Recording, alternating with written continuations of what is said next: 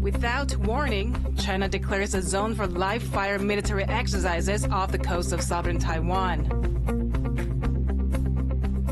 Taiwan's Coast Guard detains the Chinese crew of a ship suspected of severing another undersea communications cable. Ukraine's future hangs in the balance as President Zelensky heads to Washington, reportedly to sign a deal on his country's rare earth resources. And he would like to sign it together with me, and I understand that's a big deal, very big deal. Plus, an iconic Taiwanese artist returns to the stage after more than a decade to meet her adoring fans.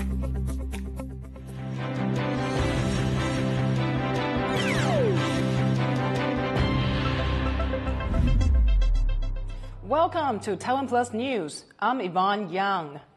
Taiwan's defense ministry says China may be preparing for military exercises after it reported a surge in activity from China's Air Force. We go live now to our newsroom where our defense reporter Jaime Ocon has been following the developments. Jaime, what do we know so far? What we know so far from Taiwan's military is that as of 8:42 a.m. this morning, China has designated a zone for live-fire shooting drills about 75 kilometers off the coast of the southern city of Kaohsiung. Taiwan has also reported 32 Chinese military aircraft operating in the region as part of a joint combat readiness patrol. What that means is that Chinese Navy ships and Chinese military aircraft were cooperating and coordinating with one another during that patrol. China's foreign ministry has also commented on the drill on this zone, saying that all of that is not a question of foreign affairs. Now, while we don't know how long the drills will last, what we do know is that this zone is in international waters and that China did not give a proper warning beforehand. In fact, only a temporary radio warning was made just before the zone was announced, and that's drawing a pretty big reaction, a pretty angry response from Taiwan's defense ministry. Take a listen. 所谓的联合战备警巡，期间更公然违反国际惯例，无预警，对此国防部表达严厉谴责，并及时检派海空以及陆岸兵力监控警戒，适切应处。 Now, in addition to that, Taiwan's military is also pointing out to the recent short-notice live-fire exercises that China also conducted, but off the coast of Australia last week. And they're saying that all of that activity is undermining the status quo and that it's a clear demonstration that China is the biggest threat to peace and stability in the Taiwan Strait. And again, all of those are words coming from Taiwan's defense ministry. Jaime, we're also hearing that Taiwan's Coast Guard is on alert as well. Is Taiwan facing any other kind of threats right now? Yeah, well, it's not just China's military activity that's causing a concern for Taiwan. It also seems to be that suspicious cargo ships are also keeping Taiwan on alert. Just yesterday, Taiwan's Coast Guard was monitoring a cargo ship that was sailing pretty suspiciously around one of the country's undersea cables. And then one of the operators and the providers of that cable said that it had snapped, it had disconnected, and now a full investigation is underway. This is the moment Taiwan's Coast Guard stops and intercepts a suspicious ship on Tuesday afternoon. Called the Hongtai, it had been sailing in waters off the coast of Tainan for almost 3 days and flying under the flag of the West African nation of Togo. But after a submarine cable was cut, the Coast Guard moved in. The ship and its 8 crew, all Chinese nationals, are now detained and under investigation for damaging the cable. China's foreign ministry is downplaying the issue. 我不了解你提到的有关情况，这也不是一个外交问题。 China sees Taiwan as part of its own territory and has upped its threats to take the island by force. Not only deploying dozens of aircraft and Navy ships around Taiwan every week, but also using its Coast Guard and fishing fleets to harass Taiwan's maritime border. Exchanges like this one between the two countries are now a regular occurrence. 中国海警14608，这里是中华民国海巡署 PP356警广播，你已进入中华民国境限地区域，严重破坏区域和平稳定，影响海上航行安全及操作秩序，请立即转向驶离，请立即转向驶离。 But now Taiwan is facing a new kind of threat, with suspicious ships similar to the Hongtai loitering around Taiwan and keeping the country on alert. Many analysts say that the ships are part of a shadow fleet from China, secretly looking to sabotage Taiwan's 14 undersea internet cables, which are vital to keeping Taiwan connected with the rest of the world. So far this year, 3 cables have been damaged or completely cut. This is clearly an orchestrated campaign, and we don't have to think very hard to think about who might be behind such a campaign, who would want to harass Taiwan in this way. I think that Taiwan now lives in is you have to now start thinking in terms of building your resilience against attacks like this. This incident is raising concerns, however, about how these mystery ships are operating around Taiwan. Observers say that the Hongtai, under a different name, had been sailing around Taiwan before, also near cable areas. The ship has used different names to hide its identity and also disguised its signal, making it harder to track. That's a tactic that's growing more common. If you see that a ship is sort of loitering around a particular area, and then the next day you look and there's a different ship loitering there, but actually it's the same ship, but maybe you don't notice that because you don't take the time to dig into it or whatever. So, it's just one more way for them to make themselves a little harder to keep track of. According to Taiwan's National Security Bureau, in the past few years, Taiwan's undersea cables have been damaged or cut an average of 8 times a year. And with each cable taking roughly 2 months to repair, Taiwan needs to think carefully about whether it doubles down on cable defense or looks for an alternative way to stay connected. It's important to remember that China has the world's largest navy. And when you add Coast Guard ships, fishing vessels, and now these suspicious cargo ships, it's just way too much for Taiwan, or for any country for that matter, to handle the sheer variety and the number of threats in the Taiwan Strait. So this is going to be a growing concern for Taiwan, as it's not only draining resources, but it's also draining manpower. Thanks for that, Jaime. That was Jaime Ocon reporting from the TaiwanPlus newsroom. Taiwan is apparently taking part in the Cobra Gold military exercise in Thailand for the first time. Taiwan was mentioned as a participant in a post on Cobra Gold's official Facebook page. However, hours later, the page was altered to remove Taiwan's name. The Defense Ministry has not responded to TaiwanPlus about their participation. Cobra Gold is the largest annual multilateral exercise in Asia, beginning in 1982.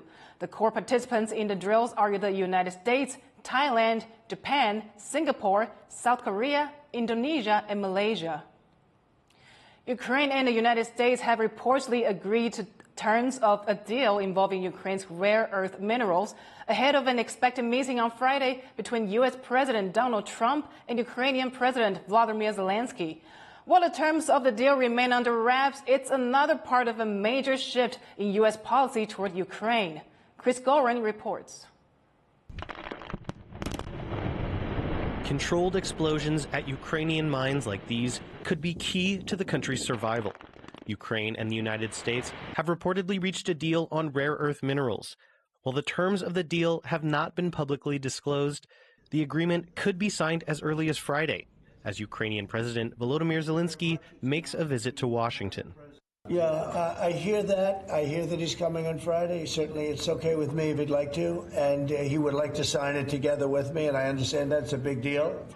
Trump also signaled a willingness for a peacekeeping force to be deployed in Ukraine following a ceasefire in the current conflict, though implied Russia might need to agree. But you're going to need some form of peacekeeping, so something will be done that's going to be satisfactory to everybody. Trump's demand for access to Ukraine's minerals comes as Kyiv seeks to shore up support in Washington, its largest single source of military aid, in its fight against Russia's 3-year invasion. Trump has promised to make a deal that brings a swift end to the war. But what exactly are rare earth minerals? Rare earth elements are not actually rare. They've held on to that name since the late 1700s. They're used in all manner of electronics, technologies, and high-performance alloys. Beyond ensuring supplies of the critical metals for American companies, the U.S. may have another strategic concern: China. Trump wants rare earths because the American economy is highly dependent on Chinese sources, and it's an economic and national security risk. And in order to avoid that the Chinese will take over Ukrainian rare earths commodities and build up potential mines there, it's an option for the Americans. The proposed deal comes amid a sea change in the U.S. position on the war in Ukraine, shocking its European allies, many of which may be headed for a major realignment of their post-war security agreements. This idea that everything depends on American security guarantees is understandable that European leaders feel that way because that's the world they've lived in for the last 80 years. But that's no longer the world they live in. They need an independent defense policy, and they need stronger, bigger militaries and defense industries to defend themselves. British Prime Minister Keir Starmer, for example, is cutting foreign aid and aiming to raise defense spending to as high as 3% of GDP. So starting today, I can announce this government will begin the biggest sustained increase in defense spending since the end of the Cold War. Whatever the terms of the rare earths deal, U.S. allies from Europe to Ukraine are struggling to keep up with a rapidly changing security situation as Trump upends the long-established Western-led world order. James Lin and Chris Gorin for TaiwanPlus. Suspended South Korean President Yoon Suk-yeol defended his December declaration of martial law in the closing statement of his impeachment trial. 비상계엄의 목적이 망국적 위기 상황을 알리고 헌법 제정 권력인 주권자들께서 나서 주시기를 호소하는 것이었는데 Yoon is accused of declaring martial law without valid reason and faces removal if the Constitutional Court upholds his impeachment. He says he was trying to warn of the opposition Democratic Party's abuse of their parliamentary majority and that the action was not out of personal interest. If Yoon is removed, a presidential election must be held within 60 days. 18 people have been killed in a bus crash in Thailand. The bus's brakes may have failed as it was going down a hill. It was one of 3 buses taking local officials on a field trip in Prachinburi province, east of Bangkok. The crash comes almost 5 months after a fire on a school bus in Thailand killed over 20 children. Coming up after the break, as Taiwan's birth rate falls, a new industry is being unleashed as cats and dogs take the place of children.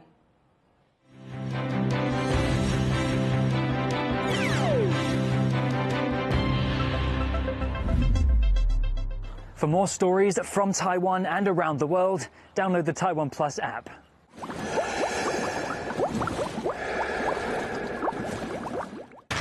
In the face of adversity, the power of truth.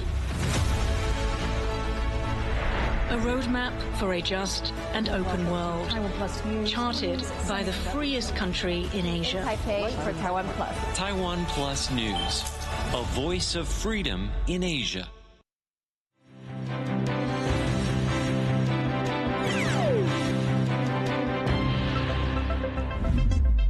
Welcome back. You're watching TaiwanPlus News. One of the worst flu outbreaks in a decade is swamping hospitals across the country. And while most attention so far has focused on big urban hospitals and prestigious medical centers, even smaller regional hospitals are overwhelmed. John Van Trieste reports. Yet another ambulance arrives at Chiayi Christian Hospital in southern Taiwan. The patient inside can expect a long wait. In the last week alone, 130,000 people flooded medical centers across the country with flu symptoms, part of an outbreak that is among the worst in 10 years. Here at Chiayi Christian Hospital, the situation is bleak, with wait times for admission at over 2 days. 平均跟前几年的即使是跟过年比较的话，大概都多了2成以上的病人。 While big city hospitals have to carry much of the burden, they at least have bigger staff used to a heavy patient load. In smaller cities like Chiayi, though, smaller local hospitals are all there are, and they're getting overwhelmed. Some doctors have said the fact that anyone can visit an emergency room and expect treatment, regardless of how serious their condition is, has contributed to the problem. 受苦的是民众，受害的是所有人，所有 崩溃的是急诊的医护人员，我们就觉得说，怎么会一个政策搞到这样一个状况，就很灰心。 A chronic nursing shortage and the fact several hundred nurses a month are quitting for other jobs are making things worse. And while an end to the flu season is in sight, health officials expect hospitals will have to hold on as best they can for several more weeks, maybe until the end of March. For now, officials are urging people to get vaccinated and avoid emergency rooms in all but the most serious cases. 如果您是轻症的患者，那我们不要就去，我们可以多多利用我们诊所或者是医院的门诊来就医。 Given the severity of this year's flu season, with 23 patients dying in just the last week, the trying times aren't ending soon for Taiwan's doctors and nurses. Alex Chen and John Van Trieste for TaiwanPlus.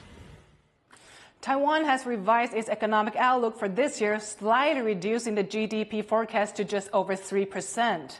That's after last year's growth figure was confirmed at 4.59%, riding on strong demand for AI. But looking ahead to 2025, uncertainty around that tech and U.S. President Donald Trump's tariff policies have dampened optimism.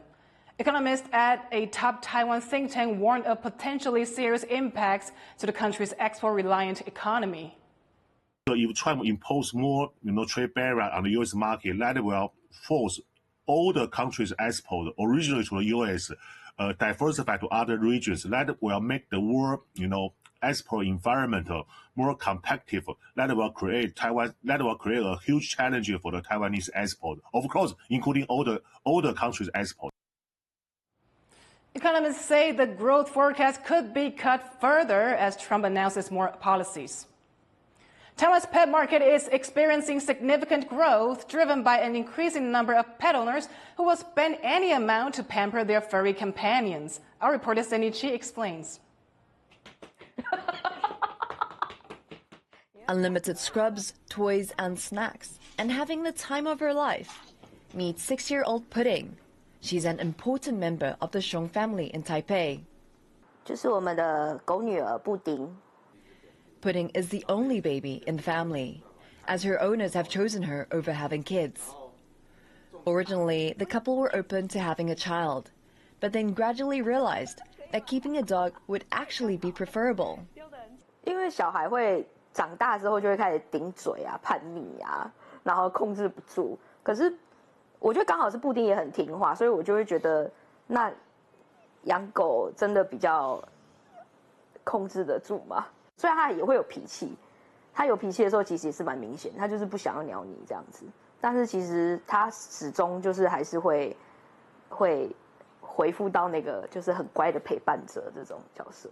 没有养过小孩，但养狗好像也不错啊，你也可以对它很疼爱，它也知道你疼爱它。我想应该差不多吧，跟养小孩的感觉。 Pudding's owners are just one couple among many who have chosen pets over children, each with their own reasons for making that decision. 我们应该也是偏向不生，然后养猫小孩。真的是现在双薪家庭的压力其实蛮大的，而且就是我觉得有小孩之后，可能感情因为很忙，人家顾小孩，然后可能就是会，我觉得感情可能会比较没有那么好。 The increasing preference for pets over children is a sign of the demographic shift in Taiwan, with the country facing a declining birth rate and a rapidly aging population. Government figures show the number of pets increasing, while kids are becoming fewer, with the number of registered dogs and cats in the country first surpassing the number of children under 15 in 2020. And that only includes pets that have been registered, and not other species. The actual number could be far higher. And this shift has also led to a boom in the pet market, with over 10 pet expos held across the country each year, giving pet owners more opportunities to pamper their furry companions. In 2023, Taiwan's pet industry reached over $1.9 billion, with pet food making up to nearly half of the market. 我们家是吃鲜食的，对，所以我们都是自己煮。那为什么要吃鲜食？ 因为我觉得饲料里面有一些可以补充到，但是额外的东西，我希望是借由蔬菜啊什么的去帮他们做补充啊。保健食品也要吃嘛，然后每天早晚各一餐，至少应该1个月应该有5、6千块跑不掉。对啊，因为猫咪要顾它的毛发、肠胃、免疫力什么都要顾的话，就基本上保健食品都要吃啊。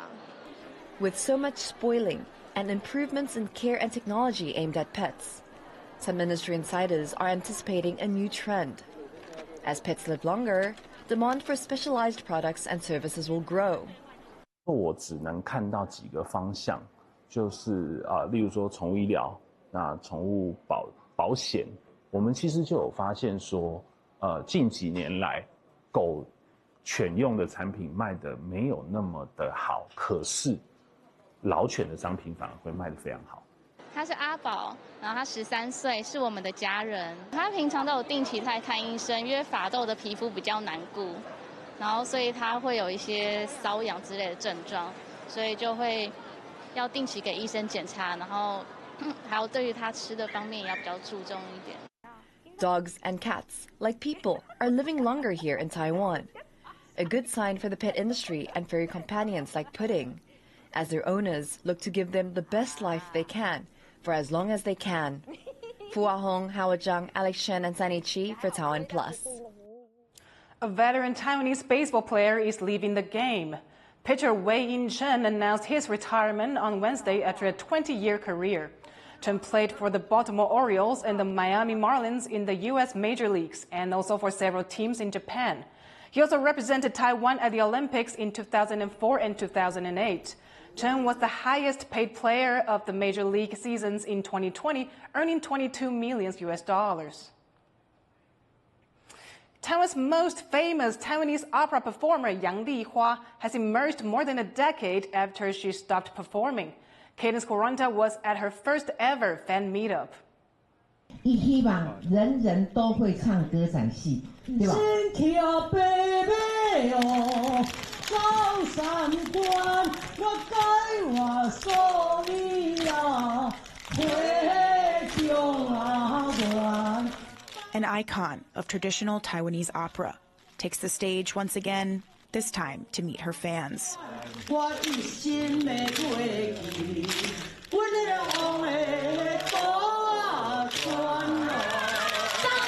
Anyone who has watched the art form will know her name, Yang Lihua.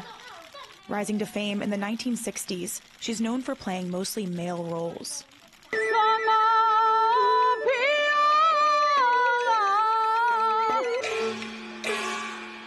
Taiwanese opera, a traditional theatrical form performed entirely in Taiwanese Daigi, a language related to Hokkien from China and Southeast Asia, was at one point the most watched art form in Taiwan, especially popular in the 1940s to the 1980s. During this period, Yang performed live, as well as on television, film, and radio. At 80 years old, she has long since stopped performing, but her reemergence for her first ever fan event is drawing hundreds of people from all over Taiwan and the world. These three superfans came to Taipei from central Taiwan. 我等这个时刻已经等了好几年，所以很兴奋。那我这个都是好朋友，我们都是在看那个杨丽华歌仔戏，从小就看，就是也不是，就是很喜欢她的戏啊。别人的我们不喜欢，我们只看杨丽华的。Fans had to be picked from a lottery to get a seat inside, and when they got a glimpse of Yang, they were absolutely starstruck.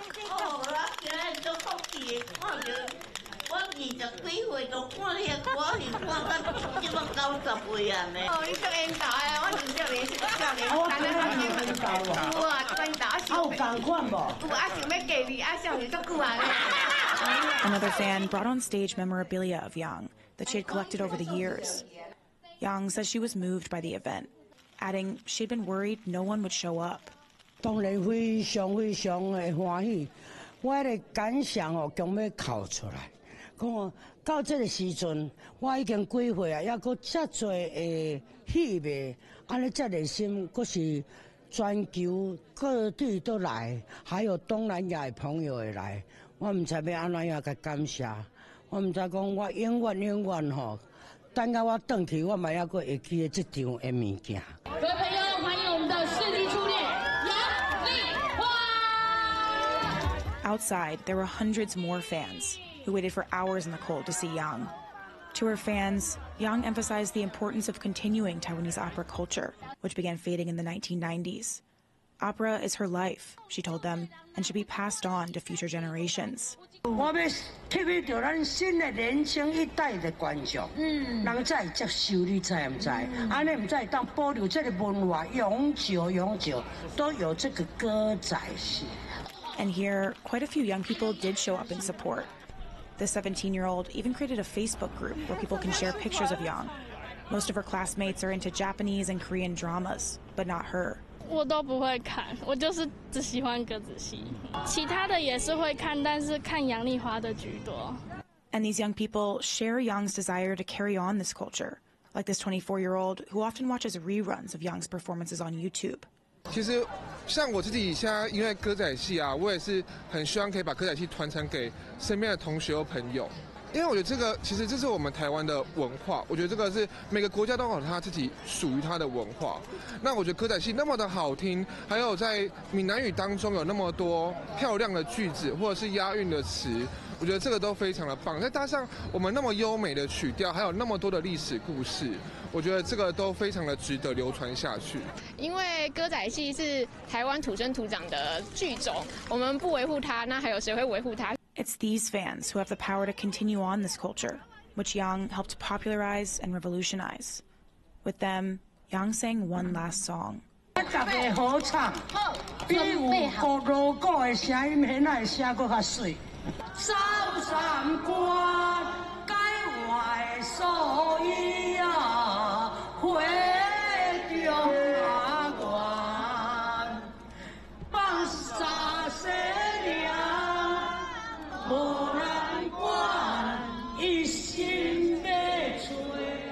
Luffy Lee, Pichi Zhuang, and Cadence Karanta for TaiwanPlus. Thank you for watching TaiwanPlus News. I'm Yvonne Yang. Take care, and I'll see you next time.